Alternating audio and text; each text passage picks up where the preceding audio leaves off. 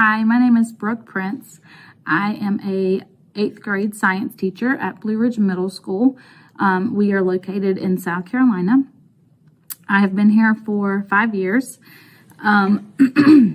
Why did I start a career in education? So I've always wanted to be a teacher since I was a little girl.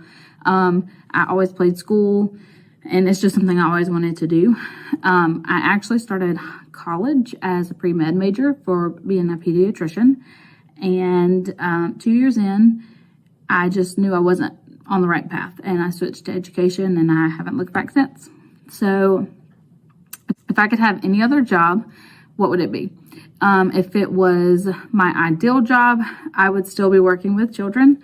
Before I graduated college and started my teaching career, I actually worked for an amazing company called Hope Reach, and they work one-on-one with children who have autism, and I loved doing that. It's still teaching kids, so technically you're still teaching, but that's probably what I would do. If it had to be something outside the education career field, I would probably own my own bakery. I love to bake. I have been diagnosed with celiac for 5 years now. And so I had to really change all of my baking techniques and skills to kind of gear towards gluten-free bakery options, because most places don't have those.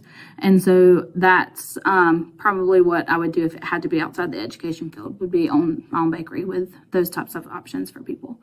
How are kids different from 30 years ago? So I wasn't actually born 30 years ago, but I know how I was growing up compared to kids now. And kids now have a lot of media at their fingertips, and video games and all of those things. So they're really a lot different from even how I was whenever I was little, because when I was younger, you played outside more. You really interacted with people more than you do now. And media and video games and technology and cell phones really didn't come around till I was probably in middle school. So I grew up all through elementary just knowing that there was 4 channels on the TV to watch in the afternoons, or you could go outside and play.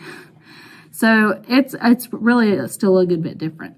How is teaching different? So I can only imagine that whenever I was in school, you had a lot more textbooks and worksheets and paper and pencil, where you were actually having to write things down and like say things out loud and stuff like that. Whereas now, you can still have teachers that do that, but a lot of times teachers use more digital approaches because that's what the kids know and are into, and they want everything really fast in their face, and that's just what they're used to. So teaching now is not necessarily harder or easier than it was back then. I think it's just a different style of teaching.